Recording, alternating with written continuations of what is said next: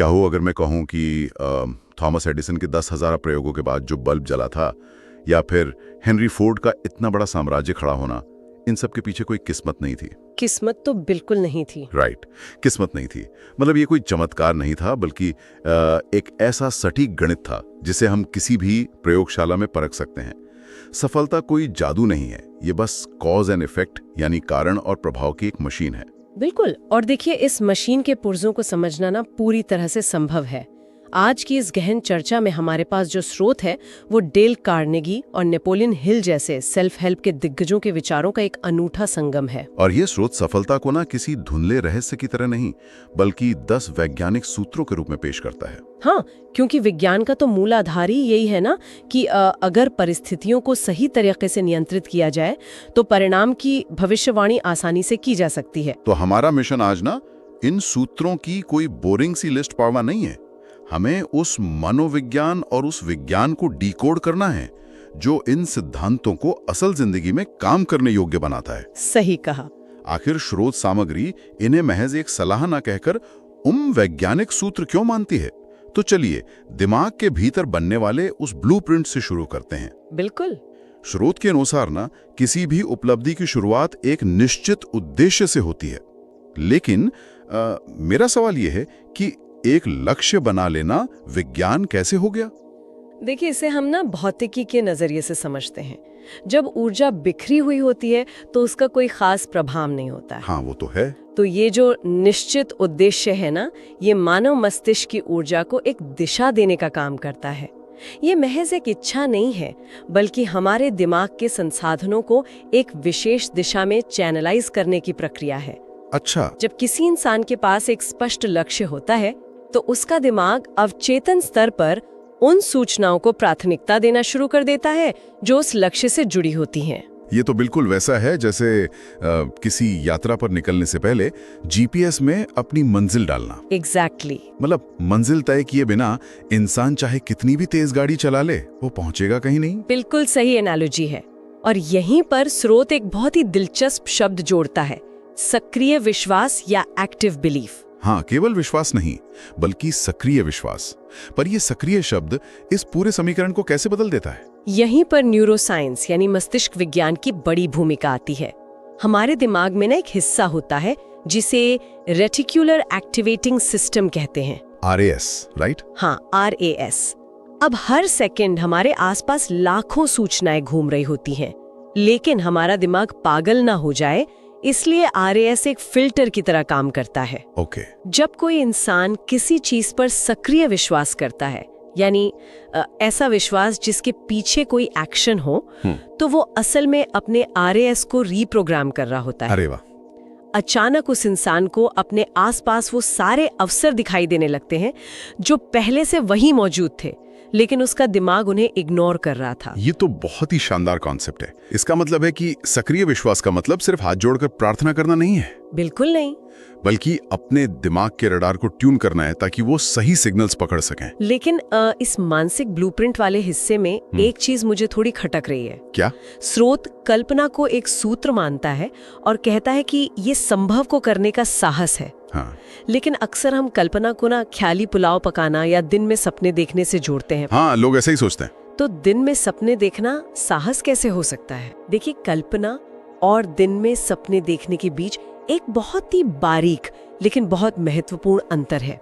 दिन में सपने देखना एक निष्क्रिय प्रक्रिया है जहां इंसान बस यथार्थ से भाग रहा होता है। राइट, एस्केप कर रहा होता है। हाँ, लेकिन वैज्ञानिक दृष्टिकोण से कल्पना ना एक परिकल्पना या हाइपोथेसिस के निर्माण की प्रक्रिया है। अच्छा। जब कोई आर्किटेक्ट किसी गगनचुंबी इमारत की कल्पना करता है तो वो केवल हवा में महल नहीं बना रहा होता, वो तो प्रॉपर कैलकुलेशन कर रहा होता है। बिल्कुल। वो अपने दिमाग में गुरुत्वाकर्षण, हवा के दबाव और लोहे की क्षमता का पूरा हिसाब लगा रहा होता है। वो उस चीज का ब्लूप्रिंट बना रहा होता है जो अभी दुनिया में मौजूद ही नहीं है। ओह, I see। जो चीज अभी मौजूद ही नहीं है उसे हकीकत में बदलने का विचार करना, वही तो असली साहस है। समझ गया। मतलब ये एक इंजीनियर के ड्राफ्टिंग बोर्ड की तरह है। जी। अब मान लेते हैं कि ड्राफ्टिंग बोर्ड पर एक बेहतरीन ब्लूप्रिंट तैयार हो गया है। जी। लेकिन एक ब्लूप्रिंट खुद ब खुद ईंटें तो नहीं जोड़ सकता ना। विज्ञान कहता है कि किसी भी चीज को हकीकत में बदलने के लिए एक भौतिक उत्प्रेरक यानी कैटलिस्ट की जरूरत होती है। बिल्कुल सही। और स्रोत में जो अगले बिंदु है ना, वे इसी जमीनी कार्रवाई पर केंद्रित हैं। पहला है व्यक्तिगत कार्य यानी पर्सनल इनिशिएटिव। स्रोत कहता है कि वो काम करना जिसे करने के लिए किसी को कहना ना पड़े। इसे आप न्यूटन के गति के पहले नियम से याद कीजिए, जड़त्व का नियम या लॉ ऑफ इनर्शिया, जिसमें कोई वस्तु तब तक स्थिर रहती है जब तक उस पर बाहरी बल न लगे। एग्जैक्टली। इंसान के व्यवहार में भी यही जड़त्व काम करता है। ज्यादातर लोग तभी काम करते हैं जब कोई बॉस या कोई बाहरी परिस्थिति उन पर दबाव डालती है। हाँ, ये तो हम रोज ही देखते हैं। तो ये जो व्यक्तिगत कार्य है ना, ये वो आंतरिक बल है जो इंसान को इस प्राकृतिक जड़त्व से बाहर निकालता है। बिना किसी निर्देश के जिम्मेदारी उठाना उस इंसान को सिस्टम का एक निष्क्रिय हिस्सा होने से बचाकर एक सक्रिय ऊर्जा स्रोत में बदल देता है। और इस ऊर्जा को धार देने के लिए स्रोत एकाग्र प्रयास की बात करता है। हाँ, कॉन्सेंट्रेटेड एफर्ट। लेकिन आज के दौर में जहां सोशल मीडिया और हजारों नोटिफिकेशंस हर सेकंड हमारा ध्यान खींच रहे हैं, एकाग्रता तो एक विलुप्त होती प्रजाति की तरह लगती है। मतलब फोकस करना तो बहुत मुश्किल है, लेकिन इसे इंडस्ट्रियल वाटर जेट कटिंग की तकनीक से समझा जा सकता है। वाटर जेट कटिंग, वो कैसे? देखिए, पानी बहुत ही कोमल होता है ना? लेकिन जब उसी पानी को अत्यधिक दबाव के साथ एक बहुत ही सूक्ष्म बिंदु से गुजारा जाता है, तो वो लोहे और टाइटेनियम की मोटी चादरों को भी आसानी से काट देता है। अरे हाँ, वो तो मेटल भी काट देता है। पानी कठोर नहीं हुआ है, बस उसका दबाव और फोकस एक ही बिंदु पर केंद्रित हो गया है। एकाग्र प्रयास का मनोविज्ञान भी बिल्कुल यही है। वाओ! जब कोई व्यक्ति अपनी पूरी मानसिक और शारीरिक ऊर्जा को विचलित हुए बिना एक निश्चित उद्देश्य पर लगाता है ना, तो बड़ी से बड़ी बाधाएं अपने आप कटने लगती हैं। ये वाटर जेट वाला उदाहरण वाकई एकदम सटीक है। लेकिन क्या हुआ? यहाँ मुझे एक बहुत बड़ी दिक्कत नजर आ रही है इस थ्योरी में। स्रोत एक और सूत्र का जिक्र करता है जिसे कहा गया है अतिरिक्त प्रयास या एक्स्ट्रा एफर्ट। जी बिल्कुल। स्रोत का दावा है कि जब हम उम्मीद से ज्यादा प्रयास करते हैं तो लोग हमारे प्रति कृतज्ञ यानी ग्रेटफुल हो जाते हैं। हाँ, ये लिखा है।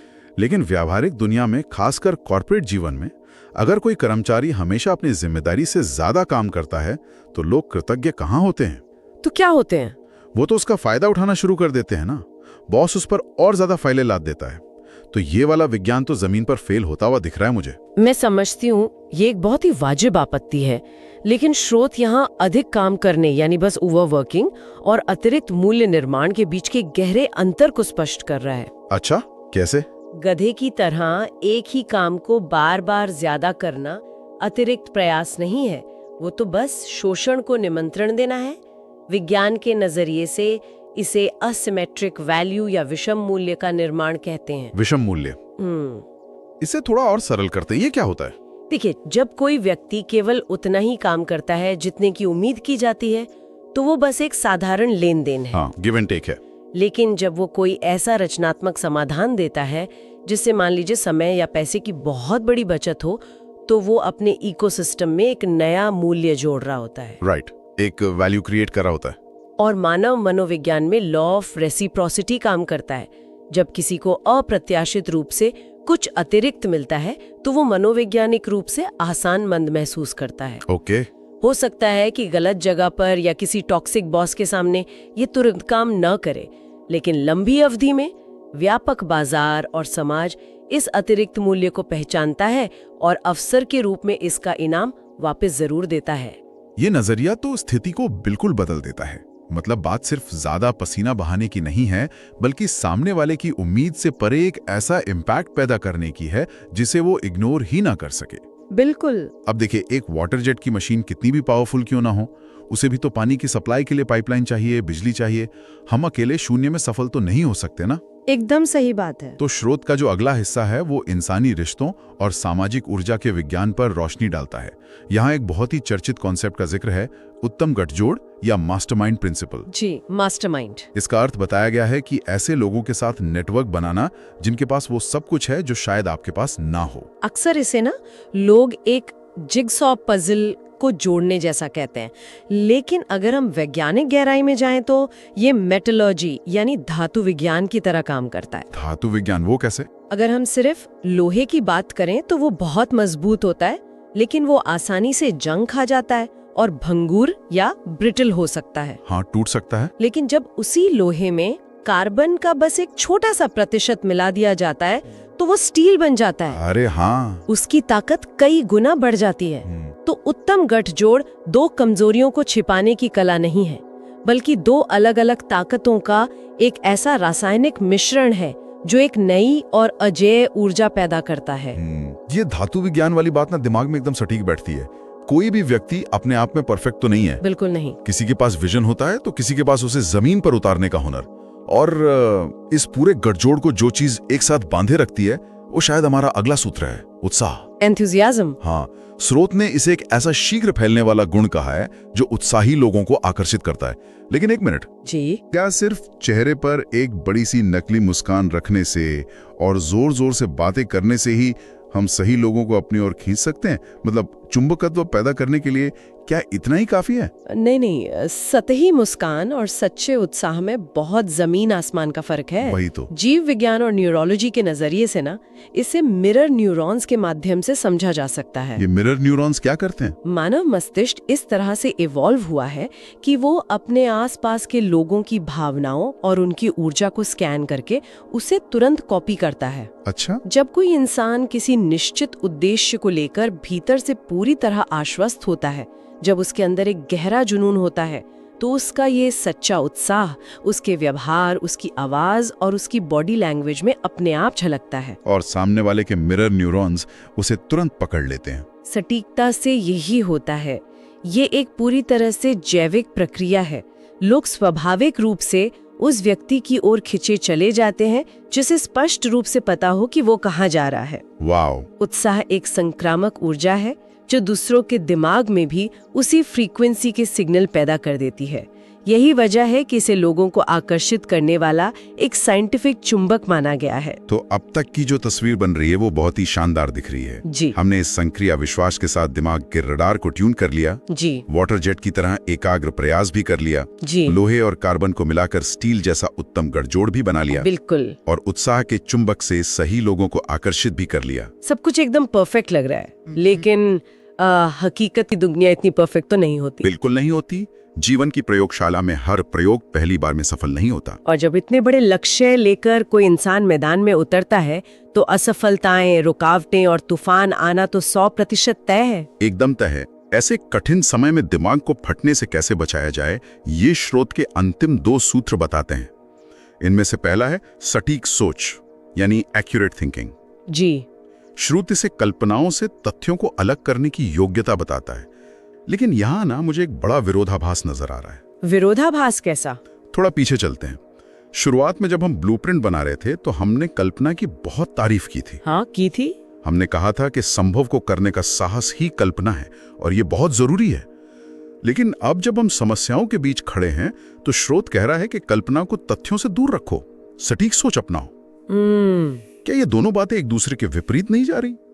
एक तरफ कहा जा रहा है कि कल्पना की उड़ान भरो और दूसरी तरफ कहा जा रहा है कि तथ्यों की जमीन पर टिके रहो। मैं समझ रही हूँ। ये तो एक ही इंसान के भीतर 2 अलग-अलग व्यक्तित्व पैदा करने वाली बात हो गई ना। ये एक बहुत ही शानदार सवाल है और इसका जवाब ना समय और परिस्थिति यानी कॉन्टेक्स्ट में छुपा है। अच्छा, वो कैसे? देखिए, कल्पना और सटीक सोच दोनों ही बहुत शक्तिशाली औजार हैं, लेकिन दोनों का इस्तेमाल अलग अलग समय पर किया जाता है। एक समुद्री जहाज के कप्तान का उदाहरण लेते हैं। ओके। जब कप्तान को ये तय करना होता है कि उसे कोई नया महाद्वीप खोजना है तो उसे कल्पना की जरूरत होती है। उसे मौजूदा नक्शों की सीमाओं को पार करने का साहस चाहिए होता है। मतलब विजन सेट करने के लिए कल्पना चाहिए। एग्जैक्टली। लेकिन एक बार जब जहाज गहरे समुद्र में उतर जाता है और सामने कोई भयंकर तूफान आ जाता है, तब कल्पना काम नहीं आती। तब तो रियलिटी चेक चाहिए। हाँ, तब कप्तान ये नहीं सोच सकता कि काश ये तूफान ना होता या काश हवा रुक जाए। उस समय उसे सटीक सोच चाहिए होती है। उसे रडार के आंकड़े देखने होते हैं, हवा की गति नापनी होती है और ठोस तथ्यों के आधार पर जहाज को मोड़ना होता है।